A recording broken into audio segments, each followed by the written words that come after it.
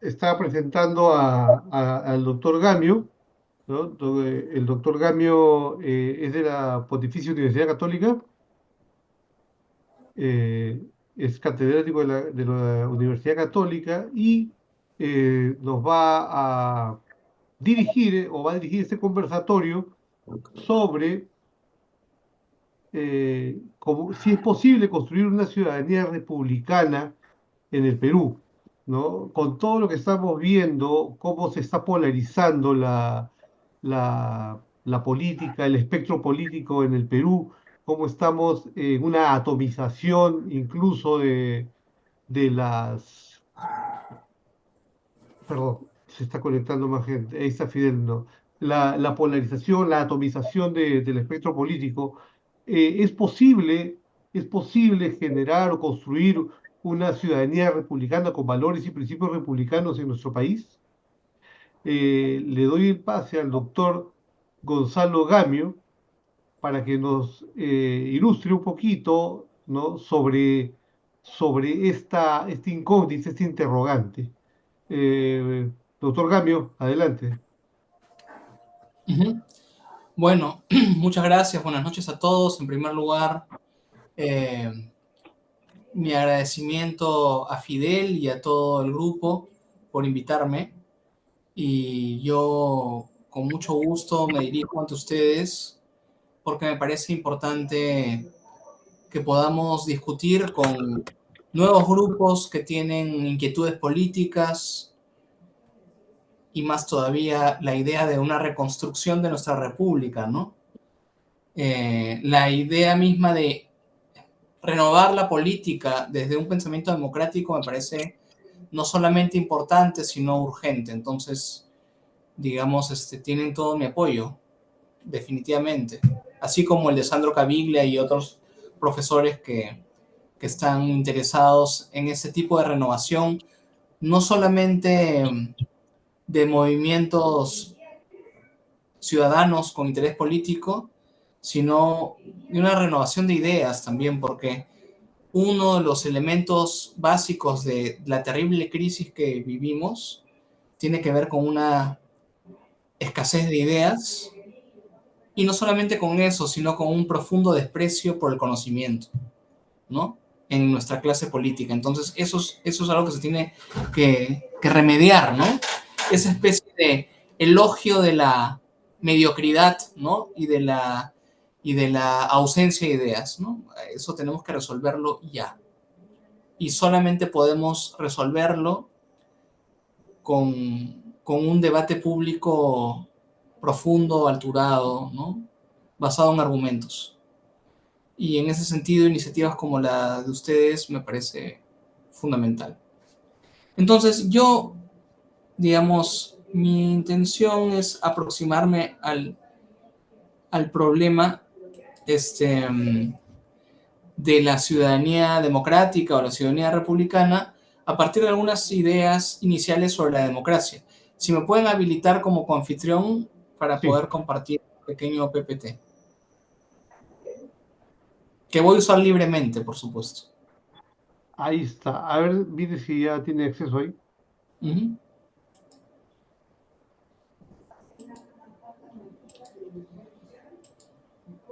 Ya está. A ver, ¿no? Entonces vamos a hablar desde una aproximación filosófica al concepto de democracia. Y lo primero que tenemos que hacer es tomar distancia del concepto de democracia basado en la etimología, ¿no? O en una interpretación bastante discutible de la etimología, de la raíz de las palabras, ¿no? Que nos remiten a demos, mal traducido como pueblo, y kratos, ¿no? Que significa régimen, sí, régimen fundamentalmente, poder, ¿no? Y claro, la palabra pueblo es una categoría equívoca porque se le interpreta en términos de unanimidad, ¿no? O sea, esto lo podemos encontrar en este famoso lema latino que dice Vox Populi, Vox Dei, ¿no? La voz del pueblo es la voz de Dios. Y claro, asumimos así que el pueblo tiene una sola voz, ¿no?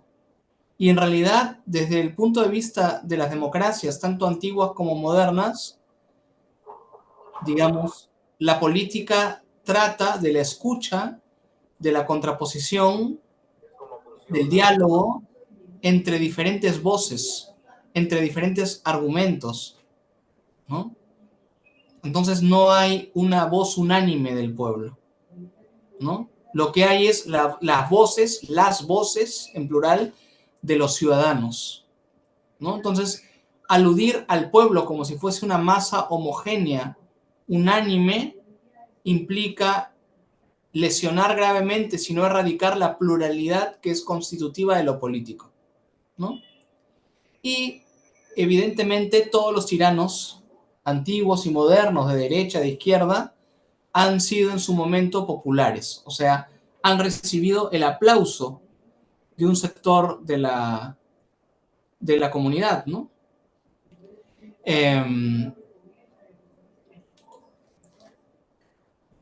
Hasta que han caído en desgracia. Todos los tiranos han dicho alguna vez, el pueblo soy yo, el pueblo habla a través de mí, ¿no? Entonces hay que simplemente eliminar esa concepción literal de la democracia, porque la democracia no es el régimen del pueblo, por el pueblo o para el pueblo, sino más bien es el régimen basado en el autogobierno ciudadano. Esa es mi tesis, ¿no? Y en ese sentido la democracia es una forma de vida política que tiende a la distribución del poder. La concentración del poder daña, ¿no? Lesiona gravemente las libertades básicas, la justicia, los derechos, ¿no? Y lo que tenemos que hacer es distribuir el poder, ¿no? El poder corrompe y el poder absoluto corrompe absolutamente, como diría Lord John Acton, ¿no? El famoso liberal católico británico. ¿Cómo distribuir el poder? Tenemos dos herencias. Una herencia liberal y una herencia clásica o republicana, ¿no? La herencia liberal viene del pensamiento político moderno y del enfoque contractualista, ¿no? Que va de Locke a John Rawls, ¿no? La idea de que las instituciones sociales, sus normas, la asunción de las formas de autoridad política proviene de una suerte de contrato social, un acuerdo libre entre individuos, ¿no? Individuos que son también libres e iguales, ¿no? Y claro, de esta lectura contractualista del Estado, de las instituciones sociales, de las normas sociales, se sigue el sistema de derechos universales, ¿no? Derechos que protegen a cada individuo en su vida, en su libertad, en su propiedad, etc. Y aquí también encontramos los mecanismos de representación política propios de la modernidad, ¿no? El sufragio universal, por ejemplo, ¿no? O sea, la idea es que, digamos, quienes ocupan el poder ejecutivo, quienes componen el parlamento, ¿no? Son elegidos por los ciudadanos, ¿no? La separación de poderes al interior del Estado, herencia de Montesquieu, y también una tesis fundamental para el liberalismo contemporáneo, el establecimiento de fronteras entre las diversas instituciones, la separación entre el Estado y las iglesias, el Estado y el mercado, las universidades como instituciones autónomas respecto del Estado, de las iglesias, ¿no? Y la sociedad civil, ¿no? De la que vamos a hablar más adelante. Otro elemento fundamental de esta herencia liberal es la secularización de la política. Esto es, la política, la actividad política, las instituciones, la constitución, las normas, los arreglos políticos no son fruto de la voluntad de algún dios, sino más bien son fruto de los consensos a los que pueden arribar los ciudadanos, ¿no? a partir del ejercicio mismo de la política, ¿no? Y esto también tiene que ver con la separación entre lo político y lo religioso, ¿no? Somos nosotros, agentes finitos, los que construimos nuestras instituciones, los que diseñamos prácticas sociales asociadas a la política, ¿no? La segunda herencia es clásica o republicana, ¿no? Y acá viene un poco el meollo de nuestro asunto, ¿no? La ciudadanía es entendida como agencia política, ¿no? Y, digamos, la razón de ser del ciudadano es la participación en la cosa pública, ¿no? Aristóteles decía que, que el ciudadano es aquel que a la vez gobierna y es gobernado. Es gobernado porque acata las decisiones que toman las autoridades. Es gobernado porque acata las decisiones que se toman en la asamblea, ¿no? En el ágora, en la plaza pública. Pero a la vez gobierna porque participa activamente en los procesos de designación de las autoridades. Las autoridades son elegidas. Y también gobierna porque participa activamente en la deliberación pública en el ágora, en la plaza pública, en la asamblea, ¿no? Entonces gobierna y es gobernado, ¿no? Entonces lo que define, ¿no?, la democracia en ese sentido es el autogobierno. Y el autogobierno sirve también para defender los derechos de los individuos, ¿no? El poder es concebido como dynamis, ¿no? El concepto griego, que Hannah Arendt, una pensadora republicana muy importante, recogió en el siglo XX. La dynamis, el poder como dynamis, se entiende como la capacidad de actuar en concierto, la capacidad de actuar coordinadamente. O sea, el poder acontece allí donde los ciudadanos se reúnen para discutir sobre asuntos de interés común. Y al mismo tiempo, ese poder se difumina, se extingue, cuando los ciudadanos dejan de reunirse, ¿no? Y disuelven su propio sentido de comunidad, ¿no? La atomización que es mencionada, que ha sido mencionada antes de iniciar esta conferencia, es una forma también de extinguir el poder, ¿no? Esta perspectiva proviene de los griegos y los romanos, pero es recuperada por una serie de autores modernos, entre los que destaca Alexis de Tocqueville, ¿no? Tocqueville decía que cuando la democracia es concebida desde un ángulo exclusivamente procedimental, o sea, cuando se trata solo de acudir a las urnas, ¿no?, estamos no solamente renunciando a una serie de libertades importantes, sino estamos dejando espacio para ciertas formas de autoritarismo que pueden coexistir con los procedimientos democráticos, ¿no? Dice Tocqueville que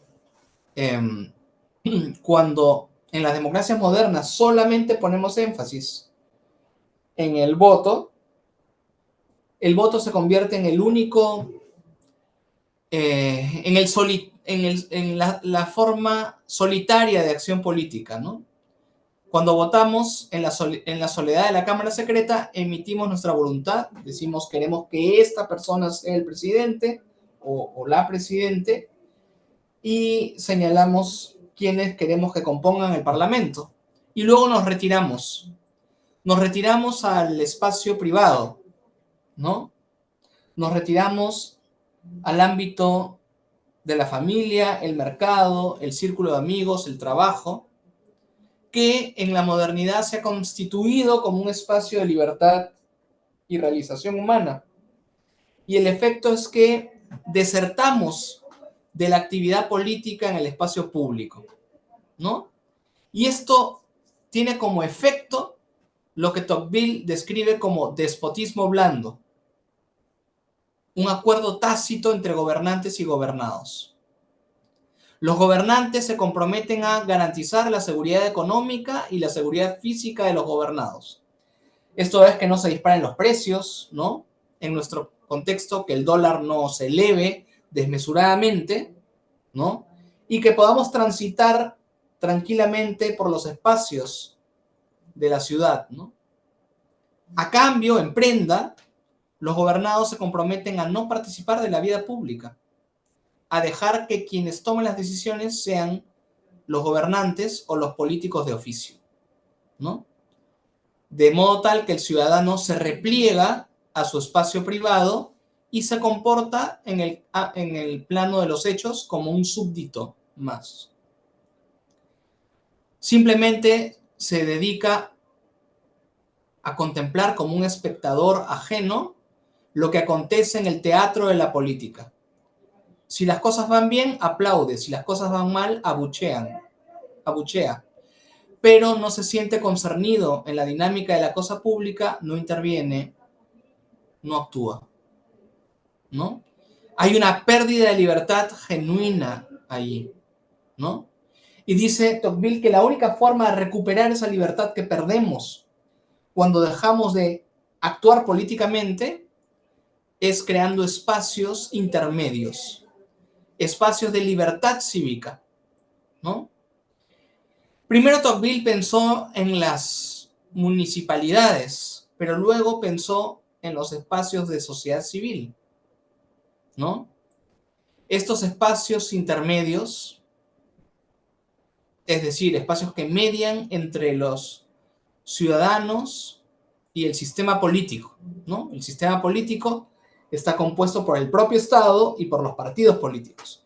Entonces la sociedad civil media entre los ciudadanos y el sistema político y busca construir foros de deliberación pública, de emisión del juicio, de formación del juicio, de debate político, ¿no? De modo tal que el ciudadano pueda pronunciarse directamente sobre los intereses, sobre los temas que son de su interés, ¿no? ¿Cuáles son esos espacios? Las universidades, los colegios profesionales, los sindicatos, las ONGs, ¿no? Etcétera.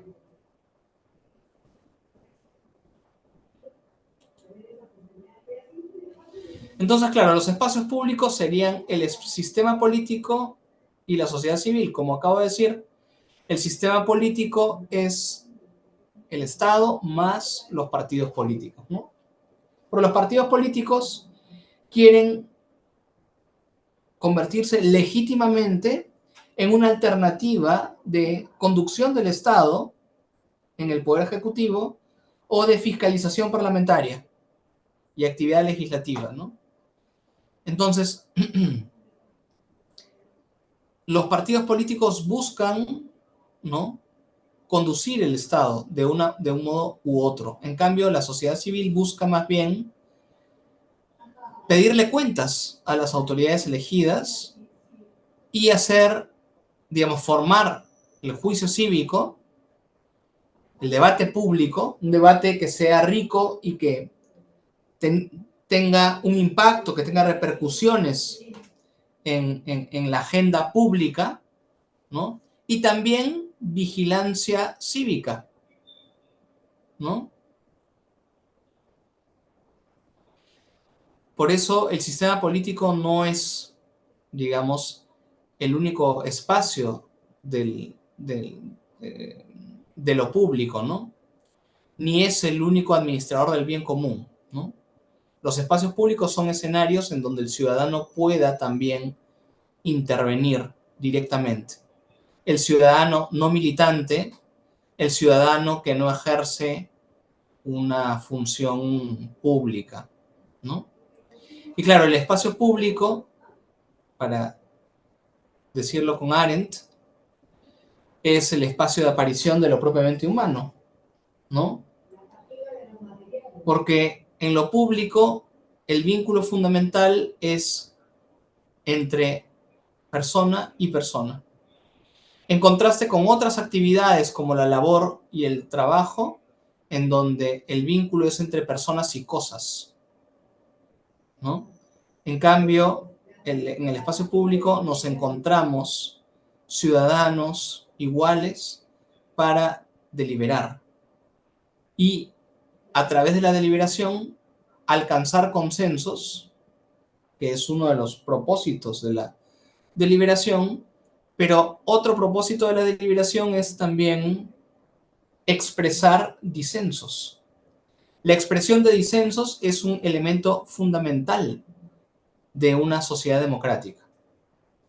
En una sociedad democrática, los ciudadanos podemos expresar nuestras discrepancias. Y si las expresamos pacíficamente, recurriendo a los canales que establece la ley, entonces esta discrepancia es un activo político, es un elemento positivo, ¿no? En contraste, en las sociedades totalitarias, quien expresa un punto de vista discrepante es censurado o perseguido, ¿no? En cambio, en la democracia se trata de formular y gestionar la discrepancia de manera deliberativa, ¿no? Y bueno, digamos, profundizando en el concepto de espacios públicos, tenemos la famosa obra de Jürgen Habermas, Historia y Crítica de la Opinión Pública, ¿no? Que está sobre todo centrada en los distintos medios de comunicación, ¿no? Los cafés del siglo XVIII, los primeros órganos de prensa, ¿no? El propósito de estos espacios era difundir y examinar las nuevas ideas, ¿no? Que venían con la modernidad, ¿no? Y claro, en la medida en que son espacios para la difusión de estas nuevas ideas, son espacios también abiertos a la ciudadanía y a la acción, ¿no? Son públicas porque son accesibles a todos y son públicas también porque son susceptibles de un escrutinio ciudadano basado en la argumentación y la crítica, ¿no? Y claro, los espacios de opinión pública pueden ser un elemento fundamental para vigilar y cuestionar a los poderes públicos, ¿no? El sistema político, por ejemplo. Y también los poderes fácticos, ¿no? El poder económico cuando se traduce en influencia política, etcétera. Incluso el poder mediático cuando se traduce en una influencia política eh, en los siglos XX y XXI.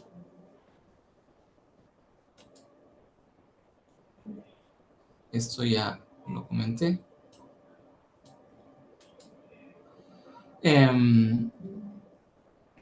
Bueno, esto también, ¿no? La esfera pública está compuesta por el sistema político y la sociedad civil. El sistema político está compuesto por el Estado y los partidos políticos, ¿no? Y, digamos, sin embargo, yo quisiera poner aquí el énfasis en la sociedad civil porque es un espacio fundamental, ¿no? Para el ejercicio de la ciudadanía.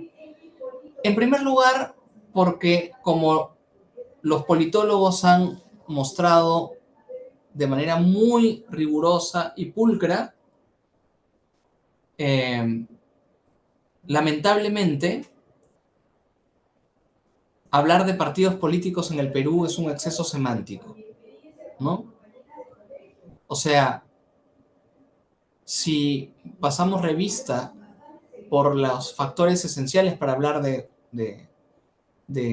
partidos políticos, o sea, la existencia de una visión de la sociedad, de una ideología, entre comillas, o la presencia de militantes y representantes en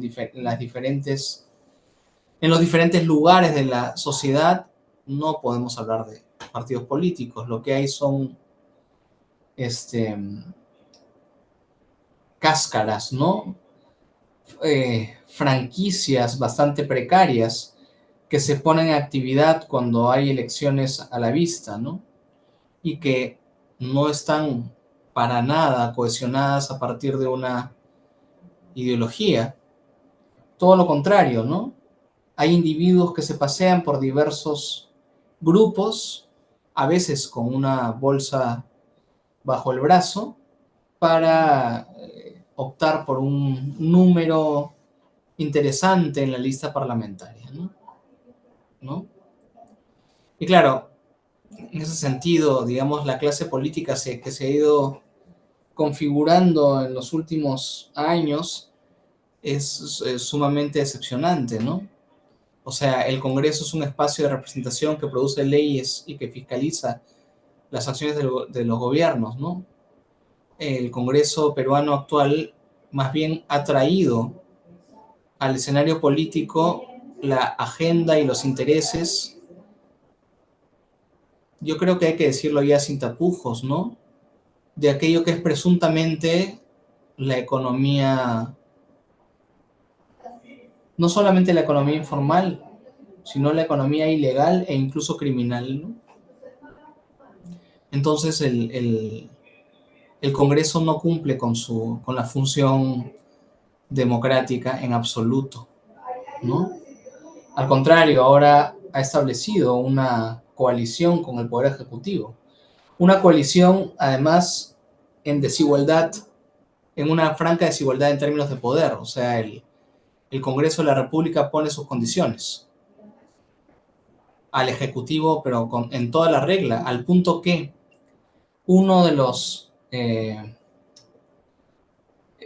factores que nos hacían enorgullecernos, ¿no? Por la estabilidad económica con la que contábamos, a saber que el Ministerio de Economía sabía decir no a cualquier pretensión desmesurada del Congreso, del Ejecutivo mismo, ahora pues las demandas del Congreso en materia económica no tienen ninguna limitación, ningún freno. De hecho, en los últimos 2 años incluso incrementan su propio presupuesto, que ya es bastante alto, ¿no? Y bueno, tenemos también la sociedad civil y ya hemos hablado de ella, ¿no? Digamos, probablemente la sociedad civil sea el espacio hoy por hoy abierto a la presencia del ciudadano, la presencia directa del ciudadano, ¿no? Eh, es verdad que recientemente la sociedad civil eh, se ha enfriado considerablemente, ¿no? Es cierto que colegios profesionales, sindicatos, iglesias, ONGs llaman a la movilización de la ciudadanía ante casos particularmente escandalosos, ¿no? De corrupción, de control ilegal del poder, etcétera, ¿no? Sin embargo, eh, las últimas movilizaciones registran una presencia bastante escuálida, ¿no? ¿Y a qué se debe esto, no? Si es que hace escasos 4 años la generación del Bicentenario pudo organizarse y salir a marchar en plena pandemia y logró que el gobierno de Manuel Merino retroceda, ¿no? Manuel Merino era pues uno de los cabecillas de esta este, asonada parlamentaria, ¿no? Eh, que vacó a Vizcarra. Vizcarra, por supuesto, un personaje sumamente controversial. Eh, hay una serie de cuestionamientos bastante sólidos contra su probidad. Sin embargo, digamos, una vacancia express a menos de 5 meses de, digamos, de la convocatoria a elecciones era por lo menos irresponsable y en gran medida nos ha conducido a esta crisis política continua, ¿no? Aunque es verdad que esta crisis política data al menos del 2016, ¿no? Entonces, la movilización de la juventud hizo posible que eh, el gobierno de Merino retroceda y Merino dimita, ¿no? Y no solamente él, sino ese gabinete, pues, cocinado desde la coordinadora republicana, ¿no? El sector más conservador de nuestra eh, mal autodenominada clase dirigente, ¿no? Entonces, claro, uno se pregunta, y a escasos 4 años de ese acontecimiento, ¿por qué la gente no se moviliza hoy? Y hay varias razones, ¿no? La primera y más notoria es que se ha demostrado con las movilizaciones de diciembre del 2022 y enero y febrero del 2023, que si te movilizas puedes no volver a casa más tarde. Te pueden matar, ¿no? Y a pesar de las denuncias locales e internacionales, los procesos judiciales y las investigaciones judiciales sobre estos asesinatos eh, demoran sustancialmente y no llegan a buen puerto. En segundo lugar, una gran mayoría de personas está dedicada al día a día, ¿no? Digamos, la recesión y el crecimiento de la inflación desde los días de Pedro Castillo y la continuación bajo el gobierno actual, sin duda, han disminuido sustancialmente el empleo y la inversión privada. Y mucha gente está dedicada a trabajar y a, como decía, a cumplir con el día en cuanto al soporte material de la vida, ¿no? Y claro, además existe la percepción de que no importa lo que suceda y lo que podamos hacer, las cosas no van a mejorar, ¿no? Y claro, yo no comparto ese diagnóstico pesimista, pero hay que reconocer que el tufillo ultraconservador del, del gabinete de Merino, ¿no? Constituido por, digamos, cuadros de la coordinadora republicana, se parece mucho a lo que hoy es el gabinete de Dina Boluarte, ¿no? Entonces, claro, aparentemente, por mucho que nos movilicemos, las cosas no cambian sustancialmente. Y claro, también hay soluciones de continuidad entre, digamos, Castillo y Boluarte, ¿no? Hemos llegado, bueno, hay casos de corrupción con esas características comunes, ¿no? De una pequeña corrupción vinculada, pues, a,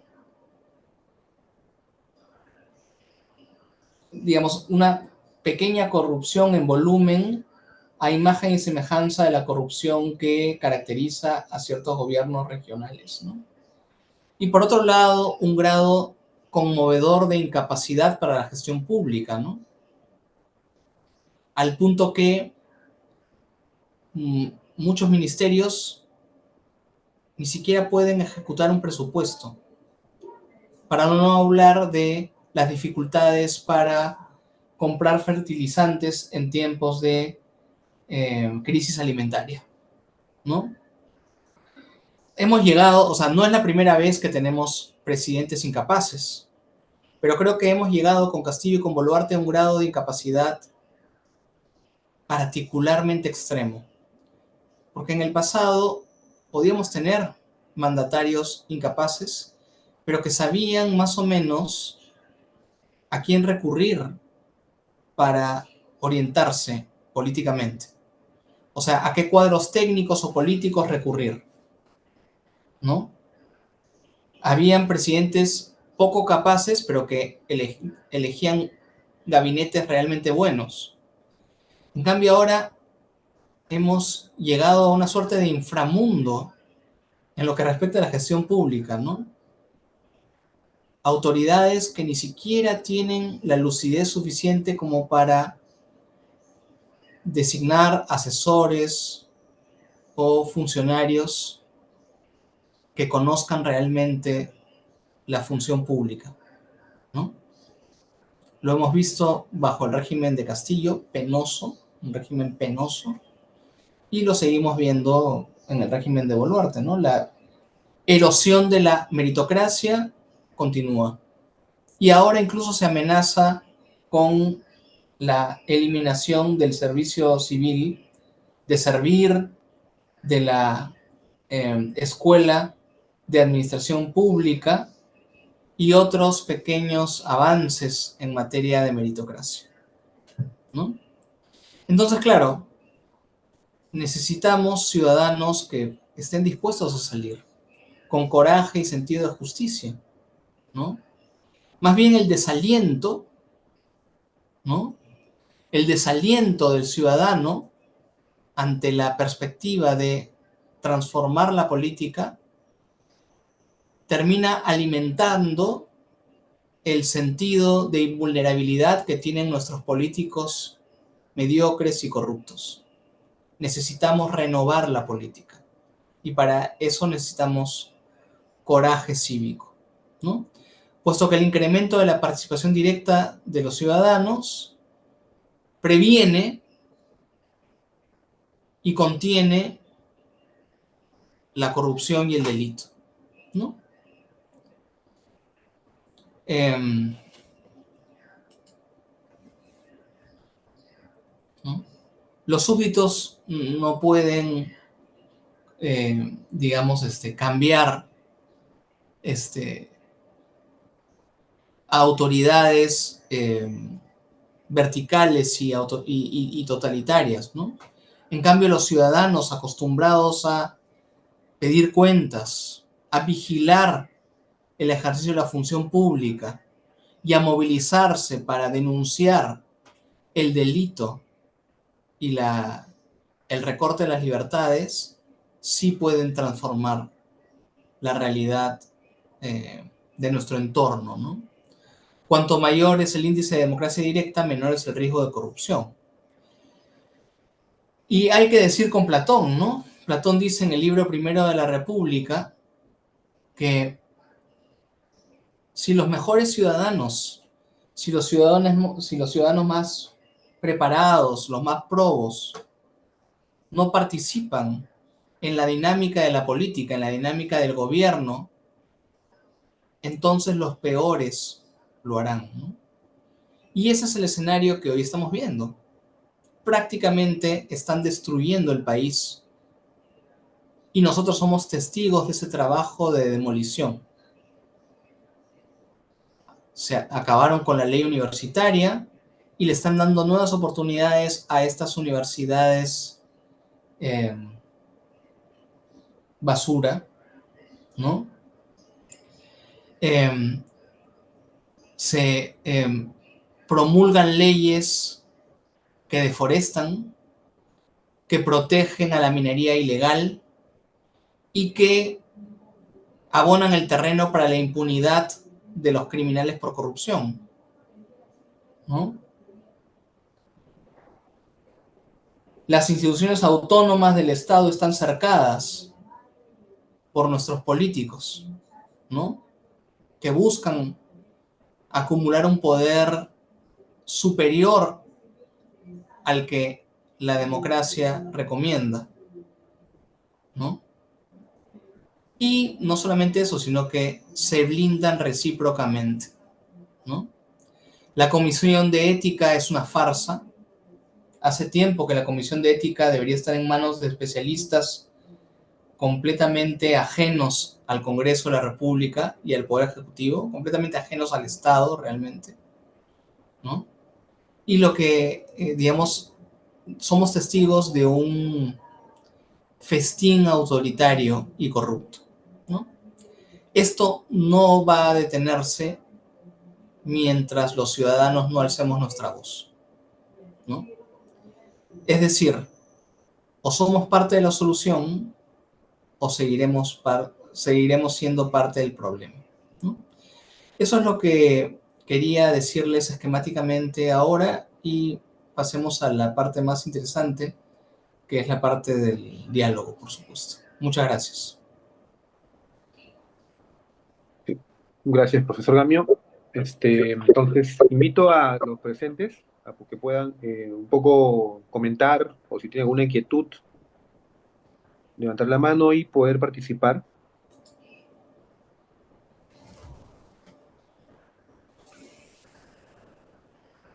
Yo tengo una pregunta, profesor Gonzalo. Bueno, escuchando la introducción que usted mencionaba, cuando habla de la democracia, que es válido o escuchar diferentes voces, los disensos, ¿no? Todas las opiniones. Pero cuando esto se convierte en discursos extremos, ¿no? Por un lado y por el otro, ¿qué tan válido es seguir escuchando eso o cómo debemos enfrentarlo? O, porque eso cala en realidad, en el discurso se va escuchando, se va repitiendo y no deja espacio para lo que en realidad se trataría en realidad de la democracia, ¿no? O sea, hay como una... Y es lo que está pasando ahora, básicamente, ¿no? ¿Qué es lo que piensa usted sobre eso? Sí, gracias. Por eso dije que, digamos, la expresión de la discrepancia es valiosa siempre y cuando se cumplan con ciertos requisitos. El primero es que esa expresión sea pacífica. Y cuando decimos que es pacífica, no solamente es pacífica en sus formas, sino en su contenido. O sea, no puede ofrecer, por ejemplo, apología del delito, ¿no? Si yo prometo el fusilamiento de determinados grupos de personas, estoy haciendo apología del delito, por ejemplo, ¿no? Y bueno, la expresión de la discrepancia tiene que respetar los canales que establece la ley. Y un elemento fundamental es que la discrepancia se manifiesta a través de la argumentación, ¿no? O sea, tenemos que, o sea, ser ciudadano implica cultivar el argumento y la evidencia como elementos a los que tenemos que recurrir a la hora de eh, debatir en términos políticos, ¿no? Entonces, lo que estoy señalando, de facto, ya excluye posiciones extremistas que hacen apología de la violencia, por ejemplo. En un lado o en otro, ¿no? O sea, el Moadef quedaría fuera, por supuesto, y también la resistencia, digamos, ¿no? Por ejemplo, ¿no? Eh, y claro, hay otros grupos que no plantean directamente una apología del delito, pero que no tienen, digamos, no siguen prácticas democráticas, ¿no? Tanto en la extrema derecha como en la extrema izquierda, ¿no? Entonces, digamos, todo lo que he estado señalando más bien constituye una defensa de no solamente de la ciudadanía, ¿no? De la ciudadanía activa al interior de la sociedad civil, pero en el sistema político es también una invitación al fortalecimiento de la centroizquierda y de la centroderecha, ¿no? Como espacios más bien sensatos, ¿no? Una derecha liberal, verdaderamente liberal, ¿no? No me refiero a esos exabruptos como los de Milei, que no son liberales realmente, ¿no? Sino que es una suerte de mercantilismo craso y fundamentalista, ¿no? Milei es el sacerdote de una religión bastante estrambótica, hay que añadir, ¿no? Entonces, tanto la extrema derecha como la extrema izquierda, digamos, no calzan en las pautas que estamos discutiendo, ¿no? Que tienen que ver con el ejercicio de la ciudadanía y la deliberación pública usando razones.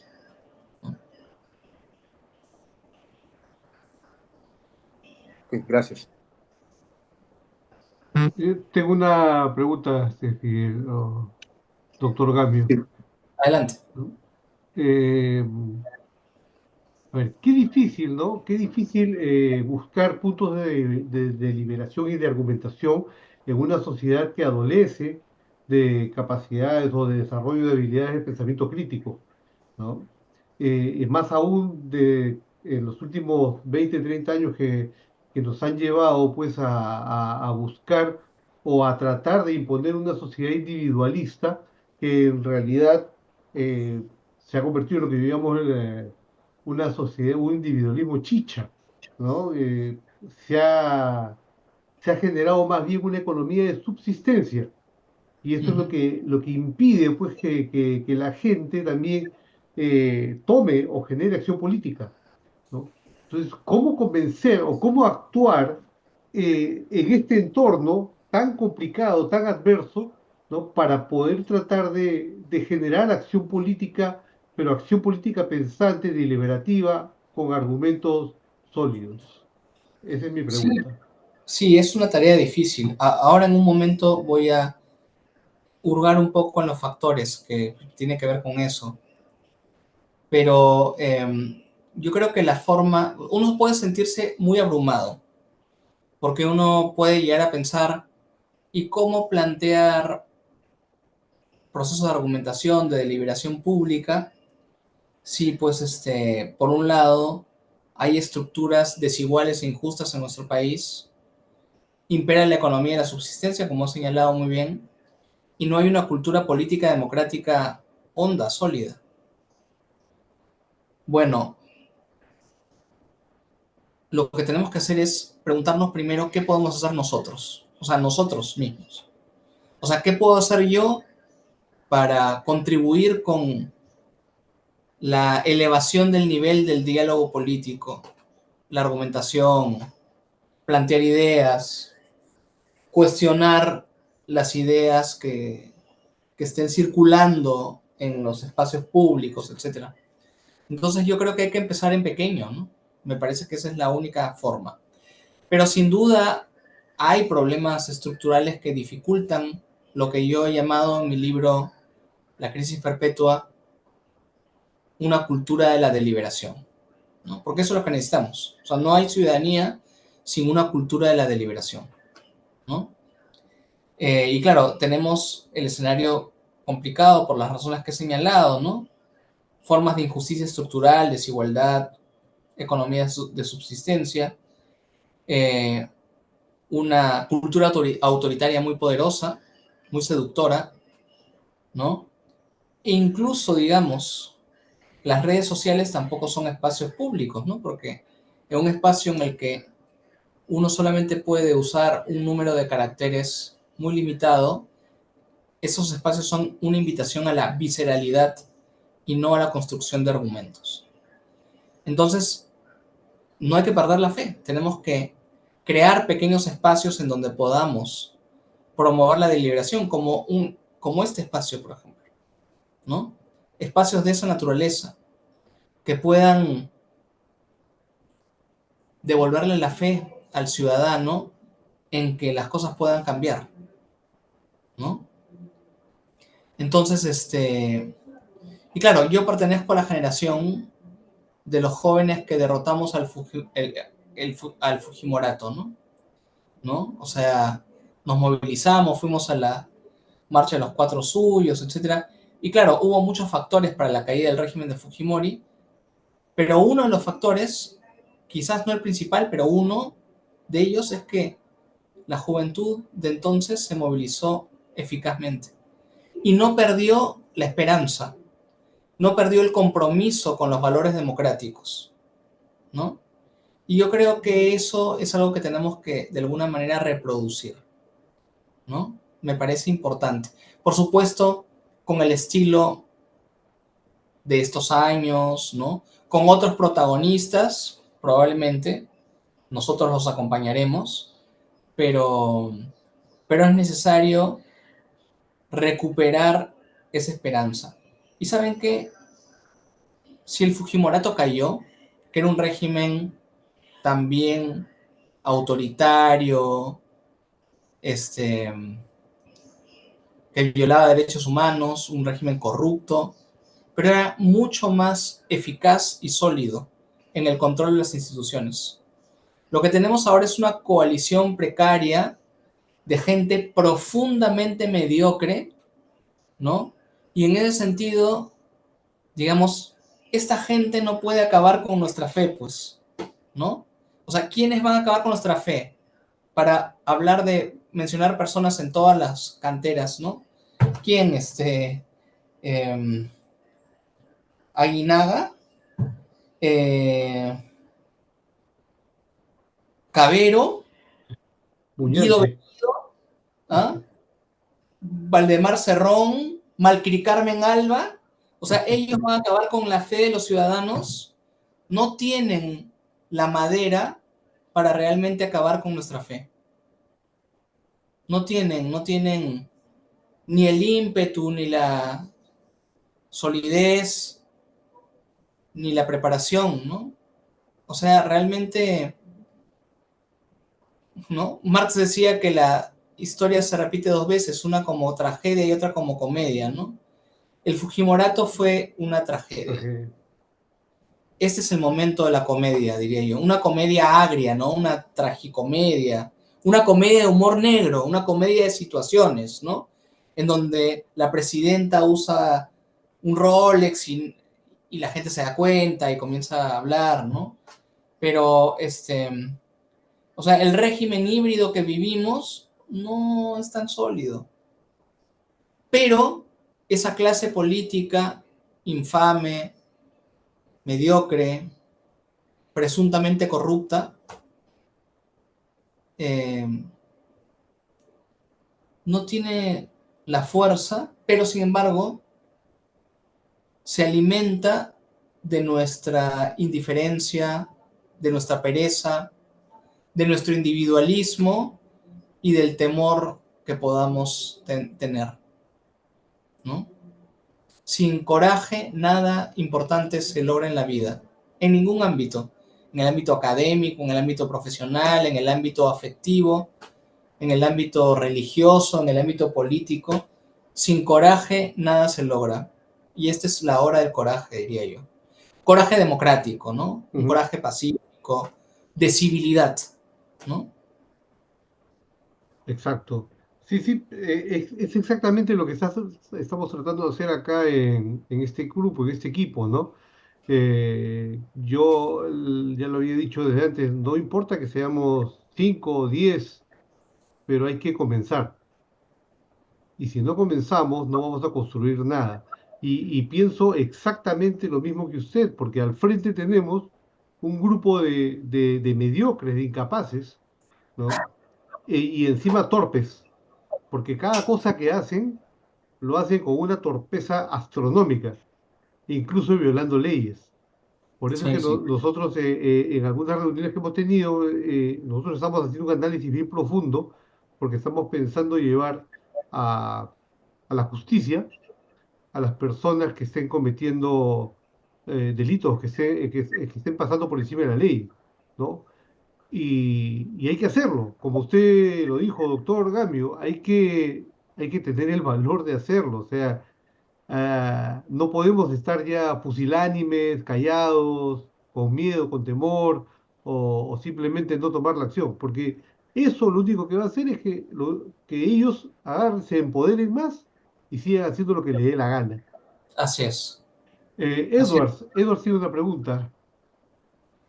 ¿Qué tal? Buenas noches. Sí, ante todo esto que está exponiendo, quisiera volver al tema que nos reúne, ¿no?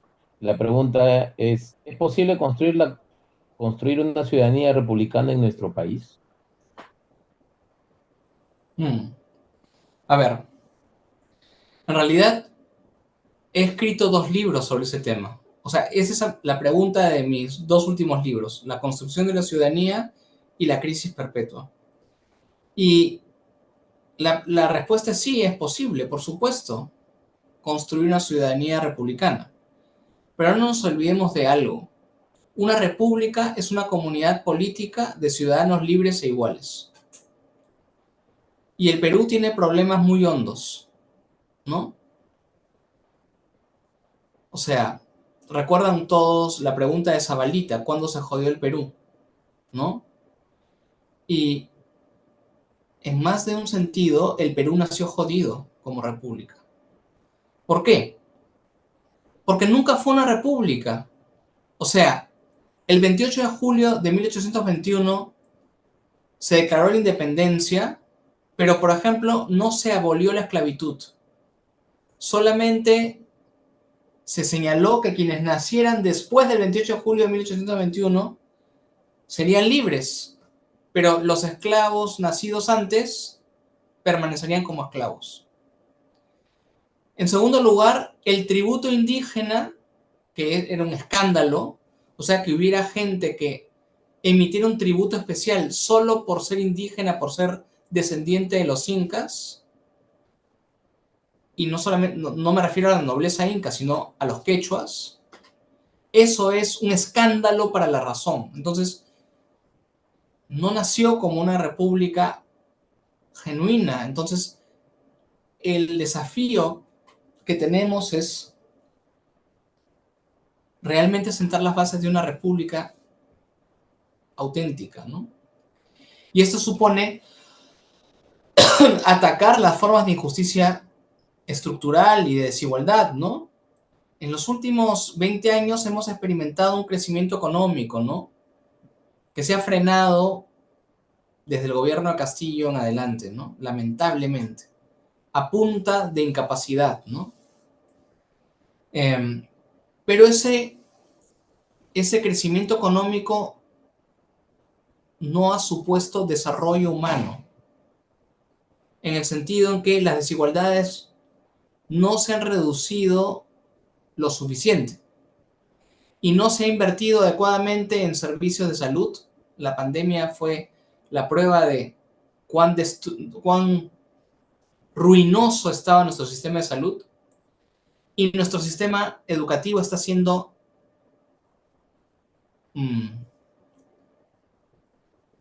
como lapidado por nuestra clase política, ¿no?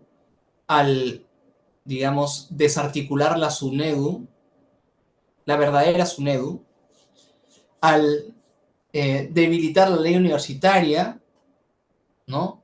Devolverle oportunidades a las universidades basura y readmitir a maestros escolares que habían sido jalados por años en los concursos de calidad, ¿no? Entonces, claro, no hemos hecho las reformas adecuadas vinculadas a las estructuras sociales. Y por otro lado, no hemos sabido fomentar una cultura política democrática, ¿no? Al contrario, estamos esperando nuevamente al caudillo, ¿no? Sea de un cuño ideológico o de otro, pero estamos esperando a un caudillo carismático y que prometa mano dura, ¿no? Nuevamente estamos pensando como súbditos y no como ciudadanos, ¿no? Entonces, tenemos que luchar contra esa corriente tan poderosa, ¿no?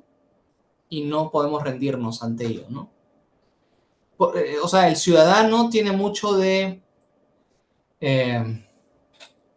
interlocutor lúcido en un debate público, pero también tiene de héroe homérico, porque se trata de que su corazón esté guiado por el coraje, ¿no?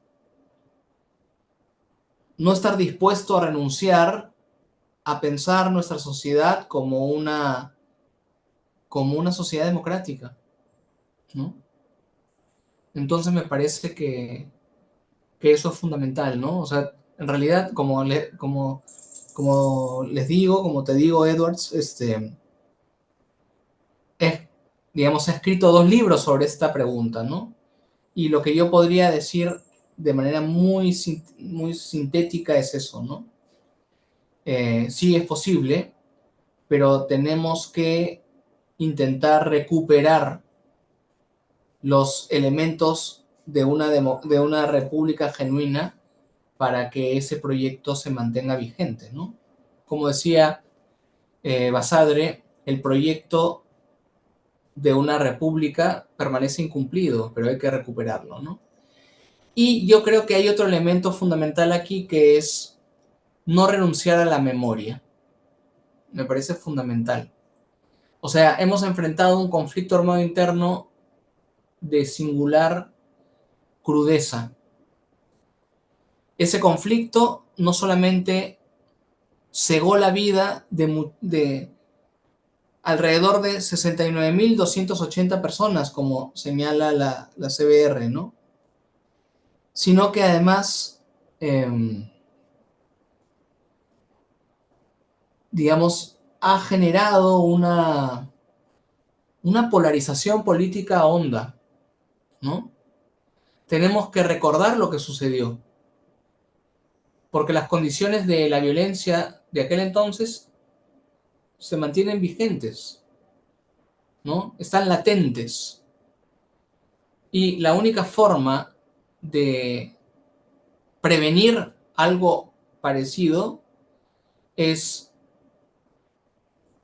recordando y discutiendo sobre las condiciones, las causas y las secuelas de ese conflicto, ¿no?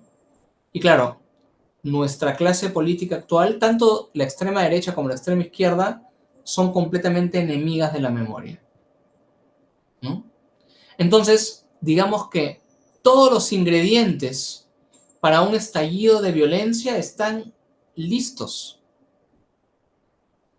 La única forma de desactivar algo así antes de tiempo es organizarnos como ciudadanos, promover el debate público, digamos, hacer presión democrática sobre esta clase política contaminada, ¿no?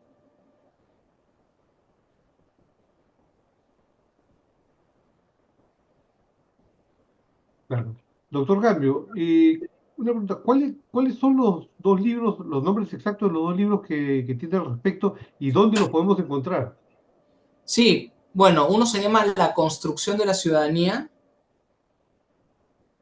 que es un conjunto de ensayos sobre precisamente los elementos fundamentales de la formación ciudadana en una clave filosófica.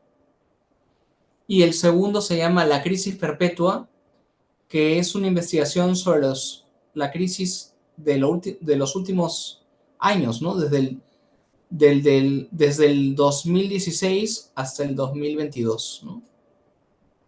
Sí. Ok. ¿Y dónde los podemos encontrar? Sí, bueno, están en general en librerías, ¿no? Yo los he Eh, visto en en, Lima, sí, en Crisol, en Virrey. Se pueden pedir también este, online. online, sí, por supuesto. Y también, bueno, está en la librería de la PUC, ¿no? Mm, Pues, los encuentran los dos, pero también los pueden, o sea, no tienen que adquirirlos, también los pueden sacar de las bibliotecas, ¿no?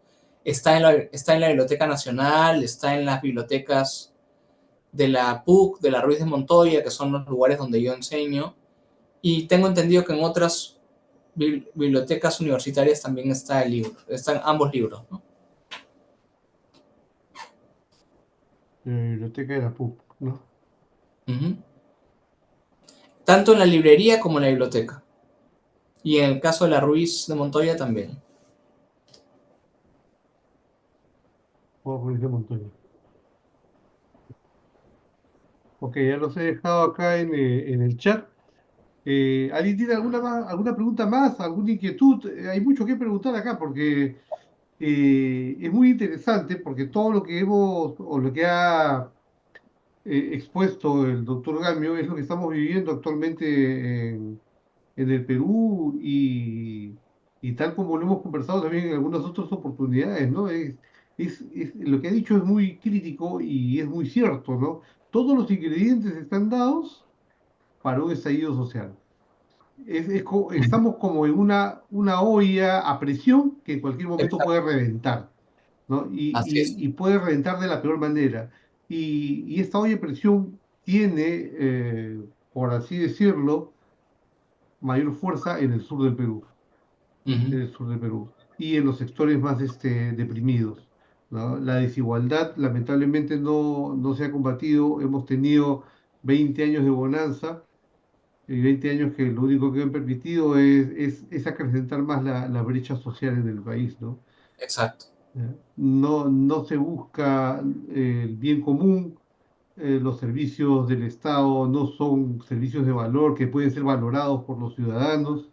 No hay, o sea, estamos en una situación crítica realmente, ¿no? Lo que nosotros ayer, en una conversación, llamábamos una crisis sistémica, ¿no? Hemos colapsado ya como nación, como república. Es más, y también compartimos esas ideas de que el Perú, pues desde que nació, nunca, lamentablemente, eh, nació como una república bien constituida, ¿no? Los grupos de poder, los intereses particulares hicieron de que se tomen el poder ciertos fascinerosos y hagan pues del Perú lo que han hecho hasta el día de hoy, ¿no? Es hora de tomar conciencia, pero sobre todo de tomar acción, ¿no? De no tener miedo, no tener temor de hacerlo. Y ni así pensemos que somos 10 en este momento. No importa, no importa, porque así comenzamos, de granito en granito, y vamos a ir construyendo una sociedad, un país mejor para todos, ¿no? Miguel Garay,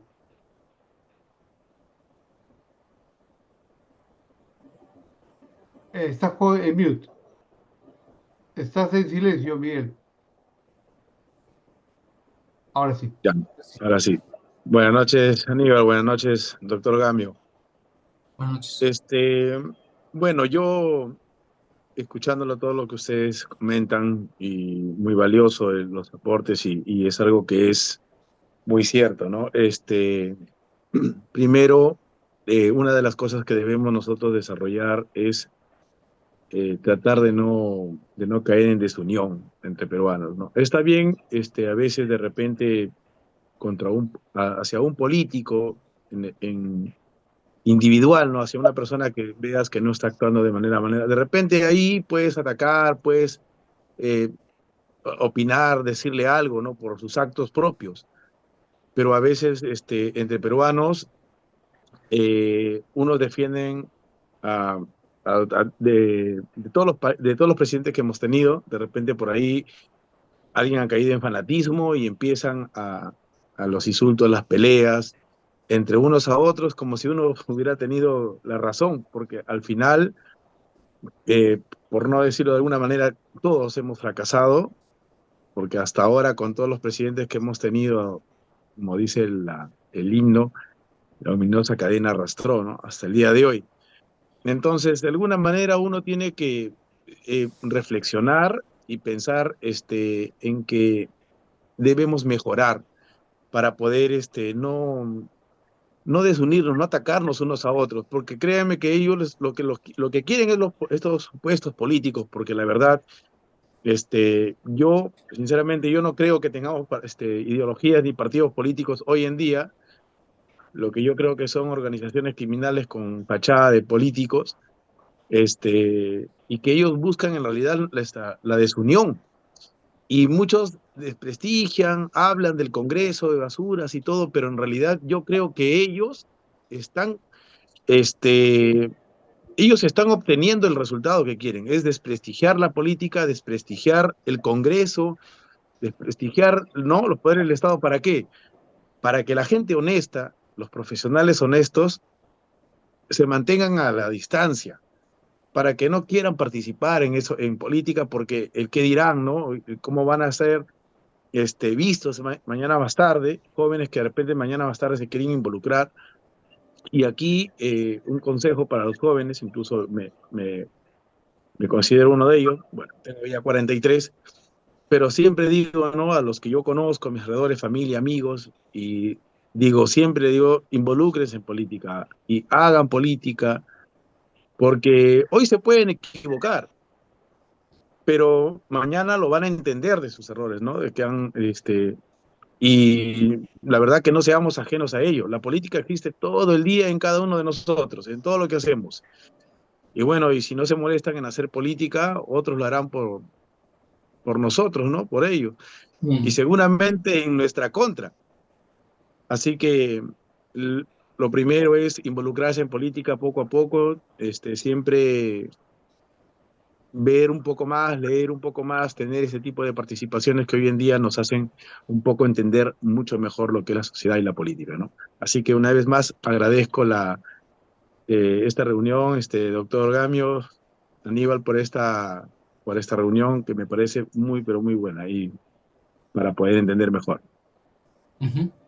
Sí, muchas gracias. Bueno, yo también creo en unidad, pero de todas maneras, digamos, un factor de unidad de los ciudadanos, por supuesto, porque yo creo que con los criminales no se puede pactar, ¿no? Y eso excluye a una buena parte de la clase política. Hay excepciones, por supuesto. Incluso en el Congreso hay por ahí un par de políticos que se salvan, pero una minoría, ¿no? O sea, yo creo en la unidad, pero también creo en la unidad que se constituye a partir de un proyecto común, ¿no? Y lo que hay de momento es una ausencia de proyecto.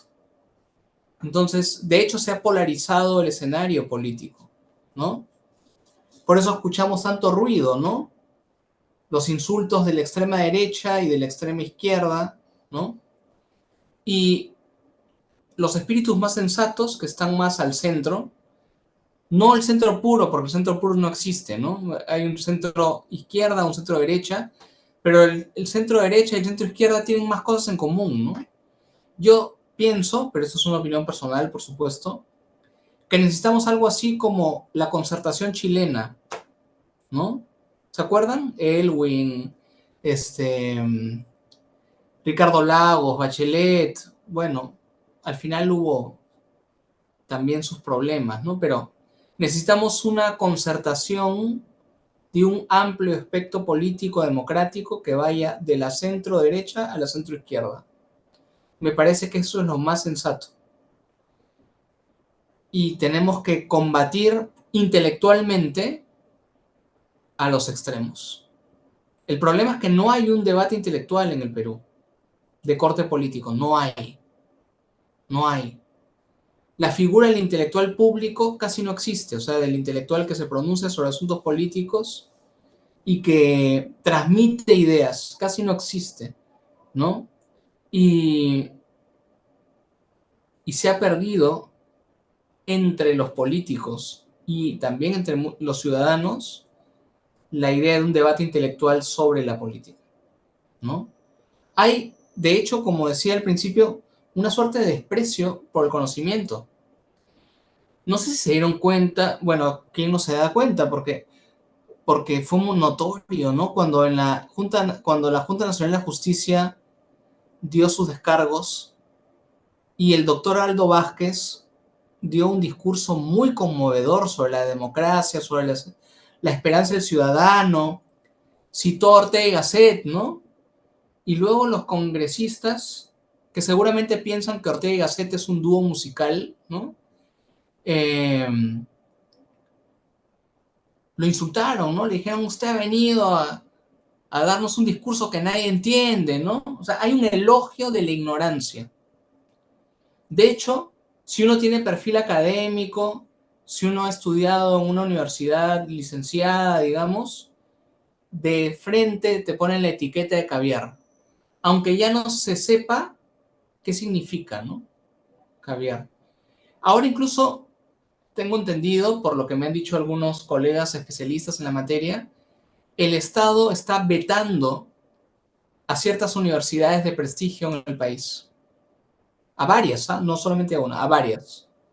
están vetadas en el ejercicio de la función pública porque son tenidas como caviares, ¿eh? Por ejemplo, ¿no? Y más bien, si ustedes chequean el perfil del funcionario público del gobierno actual y del gobierno de Castillo también, generalmente provenían de universidades no licenciadas o controversiales en su nivel académico, ¿no? Y claro, si no habían sido licenciadas, bueno, uno puede investigar por qué no habían sido licenciadas, ¿no? Entonces, eso es un problema, que campee el desprecio por el conocimiento.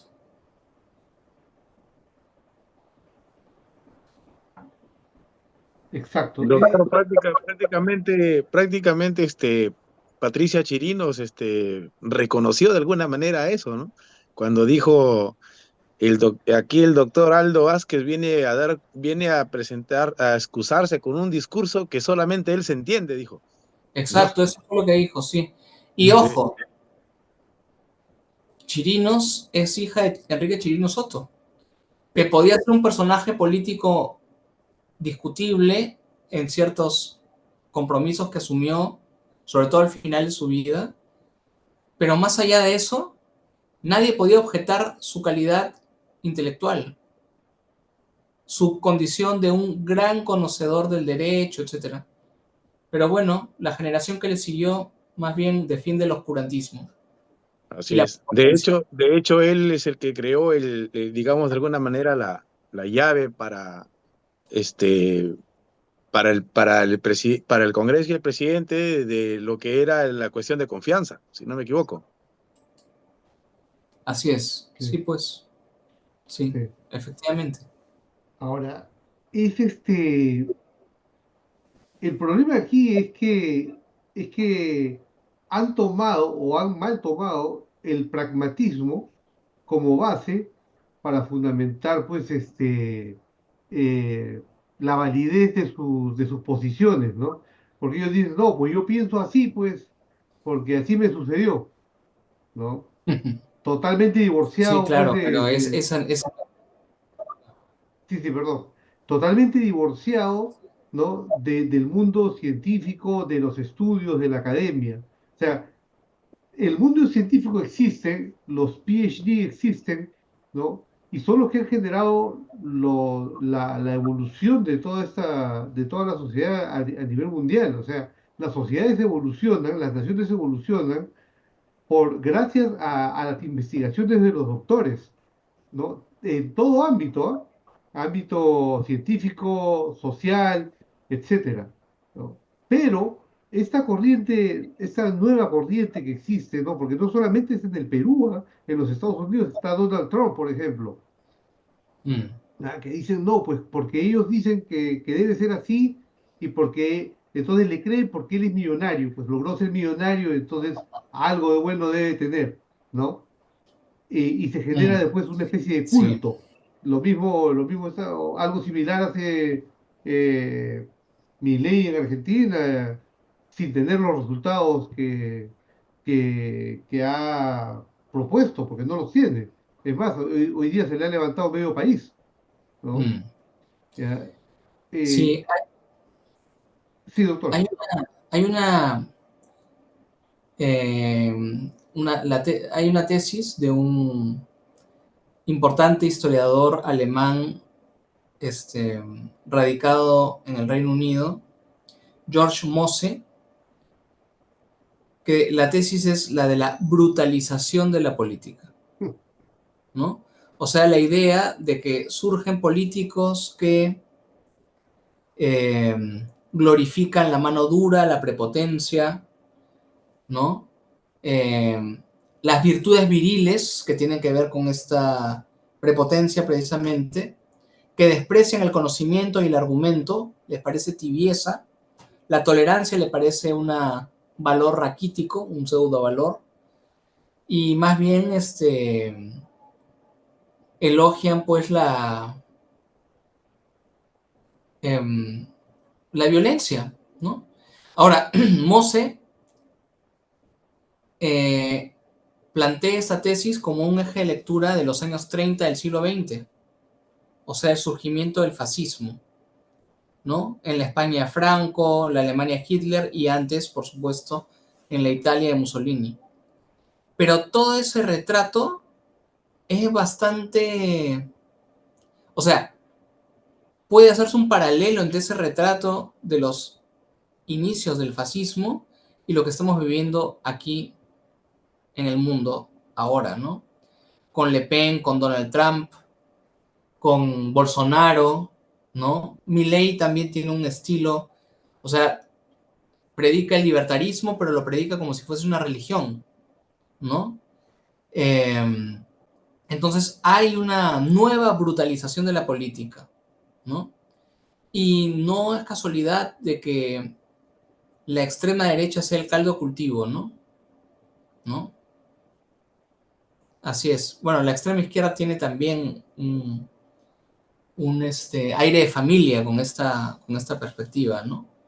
Entonces, los extremos ideológicos están, digamos, aderezando esta brutalización de la política, ¿no? Quien ha recuperado en el Perú esa tesis es Juan de la Puente, el famoso politólogo y abogado que de cuando en Ujú. cuando participa en los medios de comunicación, ¿no? Ah, Hablando sobre estos temas. sí. Es que es así y se ve en todos lados, ¿no? Y lamentablemente, o sea, lo que lo alimentan desde la polarización, porque lo que pretenden ellos es eliminar pues ese centro, ¿no? Que es el equilibrio entre las preferencias políticas para llevar agua a sus caudales, ¿no? Mm, Y lo están logrando de cierta manera, sí, ¿no? claro, O sea, la aparición de un Willax con audiencia no es casualidad, ¿no? así No es es. casualidad. La aparición de un Cerrón que con todos los anticuchos que tiene, ¿no? Mantiene cierto liderazgo en cierta gente, tampoco es casualidad. O sea, Claro. ujú, Y en el otro extremo, digamos, el reflejo conservador de Cerrón, que es López Aliaga, ¿no? López Aliaga. Exacto. López Aliaga pierde o sea, está perdiendo una serie de arbitrajes, ¿no? Sobre las observaciones que él hace a determinadas empresas, ¿no? Y su conclusión es, no voy a pagar, ¿no?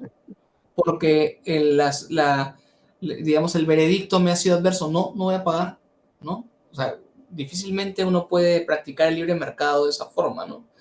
Pero además, cuando él intenta justificar que en una institución parisina pues tenga un veredicto adverso, dice pues que detrás está el orden mundial, este, Toros. Soros y Gorriti, ¿no? Y Odebrecht, ¿no? O sea, allí donde impera pues la falta de argumentos, las teorías conspirativas están a la orden del día, ¿no? Claro. A mí me parece que un político como López Aliaga es particularmente negativo por esa razón, ¿no? Él habla en público como si estuviera hablando con sus amigos y improvisa sus hipótesis, las hipótesis que él plantearía con sus amigos, ¿no? Y en un medio de comunicación como el que has mencionado, ese tipo de teorías conspirativas pueden tener un eco, ¿no? Así es. Y Claro, un rebote incluso. claro. Edwards. Sí, es que si se dan, o sea, yo creo que ya es lo que estamos hablando, ¿no? O sea, existe un patrón a nivel mundial respecto a eso, ¿no? O sea, igual tomando el ejemplo que decía Aníbal, en Estados Unidos también tienes un tema muy parecido. Hay cadenas de televisión que defendían todas las posturas de Trump, ¿no? Fox News se dedicaba exclusivamente a eso, ¿no? Y a nivel mundial, en cada país donde quieran establecer este tipo de control político, control de una cúpula de poder sobre el resto de los ciudadanos, va a ocurrir esto, ¿no? O sea, lo primero que haces es, como que allanar el campo. Quiere decir, no vas a tratar de tú sobresalir sobre los demás, sino chancar a todos para que estén a tu mismo nivel o por debajo tuyo, ¿no? Entonces, ¿qué es lo que ha ocurrido mucho tiempo aquí en nuestro país respecto a que tratar de ensuciar a todo aquel que quiera tener una voz pública, no necesariamente participar en política, sino simplemente incluso como crítico o algunos periodistas de opinión, tildándolos de corrupto, presentando incluso hasta falsamente algún tipo de entuerto que puedan tener, ¿no? Para decir, oye, todos somos corruptos, entonces, bueno, pues, entonces todos somos iguales, no hay nada que mejorar, sigamos adelante, ¿no?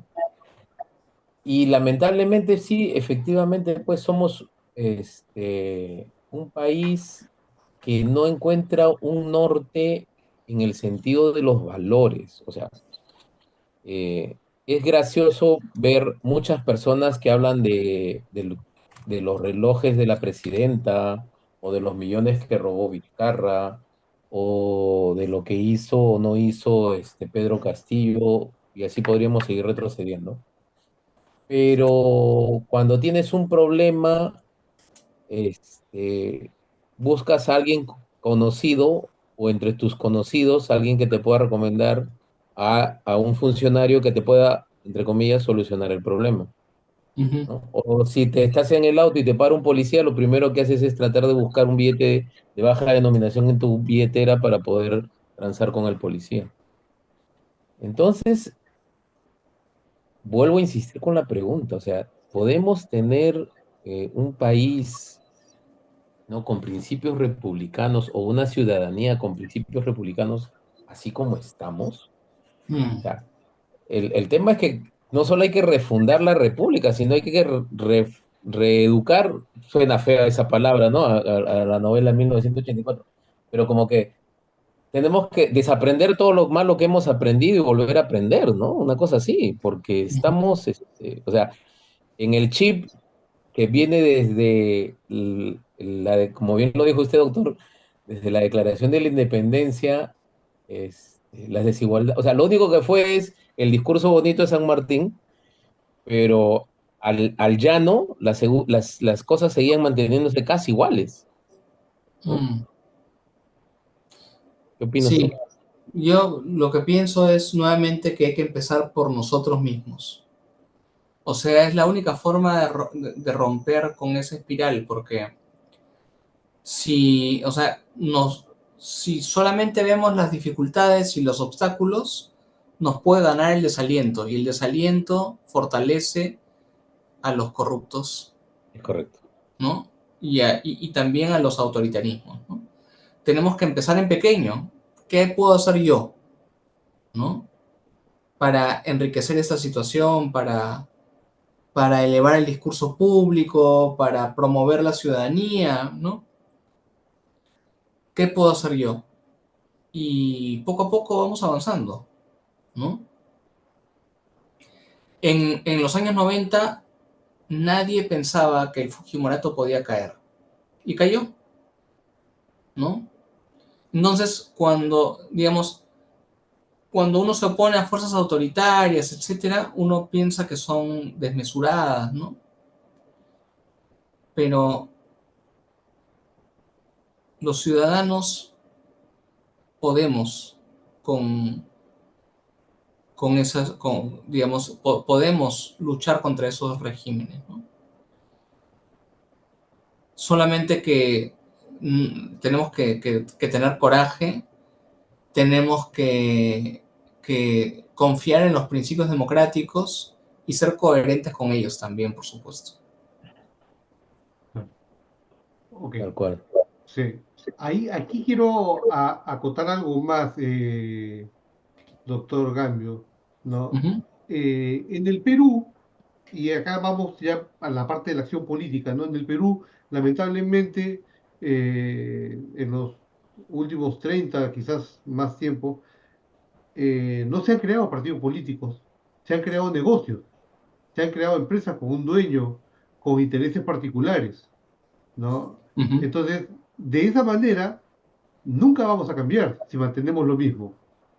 Si lo que se crea es una organización política basada en lo mismo, no va a haber un cambio nunca. Entonces, ¿qué tratamos de hacer nosotros, no? Tratamos de hacer, por ejemplo, en Unidad y Democracia Republicana, una organización que le pueda demostrar a la gente que sí se pueden hacer las cosas bien, que se puede hacer, que se puede tener una organización democrática, ¿no? Que se puede tener una organización con cuentas claras, transparentes, que se puede tener una organización donde el estatuto se respete y norme la vida de la organización, ¿no? O sea, un país chiquito, porque digo yo, y esta frase le he tratado de acuñar ahora último, ¿no? En estas últimas semanas. ¿Sí? Tal como se manejen los partidos políticos, de la misma manera van a manejar el país cuando sean poder. Igualito. Y eso es lo que ha venido sucediendo. Hemos tenido mafias que se han organizado y han llegado al poder a hacer exactamente lo mismo que hacían desde que se juntaron vender curules, ¿no? El compadrazgo, la argolla, etcétera. Sí, sí, estoy de acuerdo que efectivamente el comportamiento dentro de las organizaciones partidarias tiene luego un reflejo cuando se tiene responsabilidad a nivel del Estado, ¿no? Y claro, muchas veces existe la tentación además de reproducir el autoritarismo, ¿no? El sentimiento de caudillo, ¿no? Entonces, por eso yo no soy amigo de la palabra liderazgo. Me parece que además que es un término que viene del vocabulario de la empresa, ¿no? De toda estos manuales de autoayuda empresarial, ¿no? Entonces, yo creo en los ciudadanos. Y los ciudadanos se pueden organizar, por supuesto, y los ciudadanos pueden tener representantes. Eh, y sí me parece que o sea, los ideales democráticos no solamente sirven para la sociedad, sino para las propias agrupaciones. Por eso me parece que el golpe a la reforma política ha sido también profundo, ¿no? La eliminación de las primarias, ¿no? Simultáneas, obligatorias, etcétera, eh, ha sido un golpe muy duro a las posibilidades de nuestra democracia, ¿no? Y yo sí creo que recuperar todo ello me parece que es fundamental, ¿no? Así es. Sí, pues ese es el camino que estamos tomando, ¿no? Y por eso eh, queremos también hacer este tipo de reuniones con profesionales como usted, ¿no? Invitar como tuvimos la vez pasada con el doctor Caviglia, ¿no? Ujú. Y me atrevo yo incluso, doctor Gamio, y disculpe el atrevimiento, ¿no? A invitarlo quizás a formar un equipo, ¿no? de intelectuales que pueda comenzar a dictar cátedra a la población o a la población en general o a la gente que esté interesada en primer lugar en hacer política y difundirlo. Porque es lo que necesitamos en el Perú. La gente tiene que cambiar ese chip, ¿no? Porque la gente tiene que comenzar a involucrarse. Y involucrarse en la política no quiere decir que voy a entrar a hacer negocio o a optar por un cargo público para sacar un provecho de eso. No. Eso tiene que quitarse ya de la cabeza de la gente, ¿no? El involucrarse en política es tomar la acción política, es generar servicios de alguna manera, ¿no? Para que la población pueda tener una vía de cambio, una vía de salida ante todo lo que tenemos en este momento, la corrupción generalizada, ¿no? La desigualdad. Creo yo que se tiene que acabar la argolla de lleno, porque es algo que le impide al peruano salir adelante, es algo que genera fuga de talentos.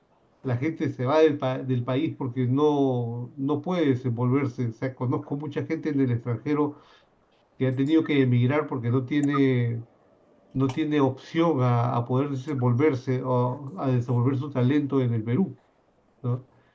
Entonces, hay que generar más de estos espacios, ¿no? Y no solamente pues con las ideas que tenemos nosotros, como usted bien lo dijo al principio, o sea, un espacio para una, una derecha liberal, ¿no? Bien constituida, ¿no? Ujú. Con ideas claras, porque existen también buenas ideas ahí, así como del lado de la izquierda, ¿no? Eh, yo quisiera, doctor Gaby, entonces hacerle esta invitación, ¿no? Para comenzar a hacer futuros conversatorios, ¿no? Con más personas y quiero también pedirle su permiso para difundir este video también en nuestras redes, ¿no? Y hacerlo extensivo a la mayor parte de ciudadanos, porque es necesario que la gente escuche esto, que la gente sepa esto, que la gente abra los ojos de una buena vez, porque estamos Ujú. ya demasiado aletargados, ¿no? No, sí, Demasiado. ujú. Sí, sí, doctor. Estoy completamente de acuerdo y por supuesto yo encantado de colaborar con mesas redondas, ponencias dirigidas a la gente. Yo creo también que, digamos, la misión de los académicos, de los intelectuales, no es solamente, digamos, la cátedra universitaria o la publicación de textos, ¿no? Fundamentalmente es contribuir a generar una conciencia crítica en la ciudadanía, ¿no? Ujú. Y yo encantado de colaborar. Gracias. Gracias. Entonces, Fidel es nuestro coordinador de formación y desde ya, Fidel, tenemos la tarea Sí, de armar estos equipos, ¿no? Para poder llegar a más gente, ¿ya? sí, eso Claro, es así. Y otra cosita, ¿no? Como usted lo dijo hace un momento, que no es muy amigo de la palabra liderazgo, ¿no? Yo estoy siguiendo ahora mismo un PhD en liderazgo organizacional, ujú, ¿no? Y sí tiene que ver, claro, cuando lo escuchamos, sobre todo de estos coaches, ¿no? Que pululan mucho sin tener ningún fundamento académico ni nada, ¿no? Solamente ujú, con poder de convencimiento y muchas veces desvían a la gente a cosas vanas, o sea, porque lo de ellos es también negocio, nada más. Eh, acá, por ejemplo, estamos formando una comunidad de libres e iguales, ¿no? Donde todos tenemos participación y todos tenemos voz y voto, y donde ese liderazgo del que hablamos es un liderazgo coyuntural y plano, horizontal, ¿no? Donde todo el mundo puede acceder a la representatividad, ¿no? De la organización, ¿no? De acuerdo a cómo vayamos avanzando, cómo se vayan desenvolviendo y todo, y en democracia, ¿no? Acá no hay ujú, líderes mesiánicos ni caudillos, ¿no? Porque creemos que eso le ha hecho mucho daño al Perú desde sus inicios republicanos, ¿no? ujú, ujú. Eh, Claro, eh, esa es la idea, ¿no? Esa es la idea, que sea una comunidad de ciudadanos, ¿no? ajá. En eso estamos. Más bien quería a ver si alguien en el grupo acá quería hacer alguna pregunta más.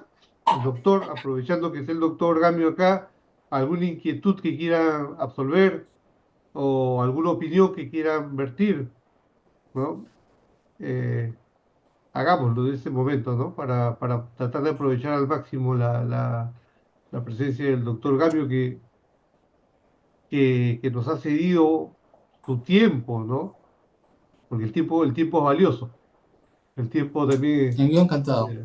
Eduardo,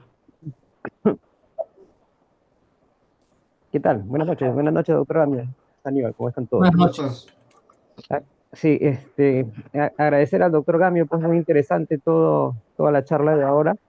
Y simplemente yo quería saber si podríamos ver alguna forma, nosotros en Unidad y Democracia Republicana, como dice Aníbal, estamos formando una comunidad y lo estamos haciendo pues de la mejor manera, ¿no? Para ello, primero estamos formando una asociación debidamente inscrita en registros públicos, con el RUC y todo, para tener una cuenta corriente, para tener las cuentas claras. Todo el dinero que se forme, que entre a la organización va a ser muy auditado y va a estar ahí, para luego, pues, posteriormente, si es posible, de construir una comunidad fuerte, apuntar a un partido político, ¿no? Esa es la idea en Unidad y Democracia Republicana.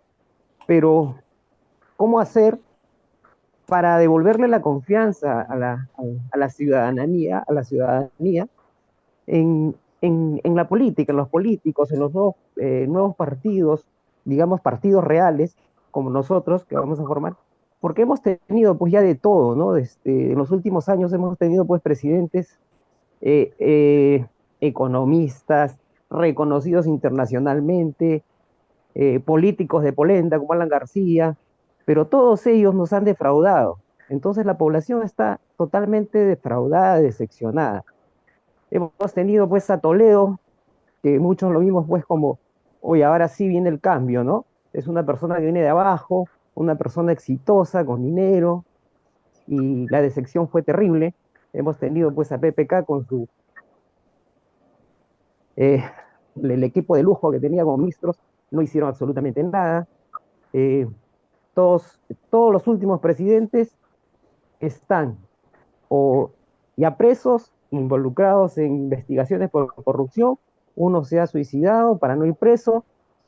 ¿Cómo devolverle a la ciudadanía la confianza, ¿no?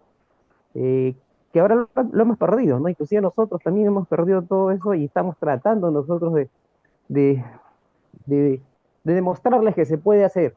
Es una tarea muy dura, muy difícil, pero ¿qué nos aconsejaría? Porque inclusive los medios de comunicación de señal abierta no ayudan al tema. Para mí también están este, un poco parcializados hacia la derecha, la extrema derecha, alineados pues a los intereses de sus dueños, que son los grandes, los que realmente manejan el país, pues, ¿no? Entonces, Mm. ¿qué nos aconseja? ¿Cómo podríamos nosotros empezar a trabajar para devolverle, aparte pues de formar esta comunidad política? Porque mucha gente va a decir, hay muchas comunidades políticas que se están generando. Es más, tenemos como 40 partidos políticos que creo que para las próximas elecciones vamos a tener como 40 candidatos. Entonces, ¿cómo hacemos para que la gente empiece a creer en algún partido político que realmente se está creando en una comunidad fuerte? Es un trabajo duro y difícil, y algunos consejos que usted nos pueda brindar, por favor. Ujú. Yo creo que no hay una fórmula mágica. Lo que hay que hacer es hacer un trabajo de hormiga y lento, ¿no? Digamos, ganarse la confianza de la gente es un asunto delicado y muy difícil, que exige una gran responsabilidad y una gran dedicación. Más todavía gente que ha sido, como ha señalado muy bien, tantas veces defraudada y estafada, ¿no? Entonces no hay una fórmula y no hay el camino fácil, y de hecho no es un trabajo que dure poco tiempo, es un trabajo de largo aliento, pero al mismo tiempo devolverle la fe a la gente es un trabajo muy valioso, ¿no? Entonces lo que hay que hacer es ponerse a trabajar simplemente, acercarse a la gente. Yo diría las universidades son un buen espacio para dialogar, ¿no? O sea, no necesariamente con el ánimo de que ustedes encuentren ahí adeptos, ¿no? Con correligionarios, no. El hecho de dialogar con otros ciudadanos, con jóvenes universitarios, me parece que ya, más allá de cuál sea el resultado, ya es una actividad valiosa y que genera ciudadanía, ¿no? Entonces yo haría eso, ¿no? Acercarme a la juventud. Y, por supuesto, tener mucho respeto frente a la desconfianza de la gente, porque la gente ha sufrido, pues, ¿no? Así es. Y además, no descuidar la propia formación intelectual y ética, ¿no? Esas dos cuestiones yo sugeriría, ¿no? De acuerdo, doctor. Gracias, gracias. Sí, sí, sí, coincidimos que es un trabajo pues de largo aliento y con mucho esfuerzo y bastante compromiso, ¿no?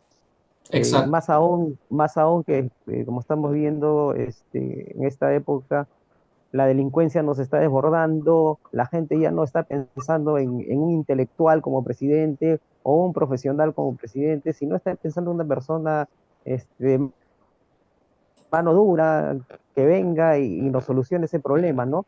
Ya tenemos por ahí alguna amenaza de lo que es Antauro. Ujú. Muchos por ahí dicen, no, no pasa nada, pero yo creo que ya tiene un voto duro, digamos al menos de un 10%, ¿no?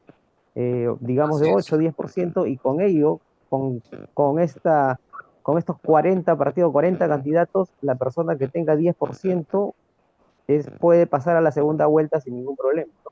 Y eso es lo que tenemos que evitar, pero el tiempo nos está jugando en contra. Mm. Tenemos que Ujú. esforzarnos bastante. Gracias.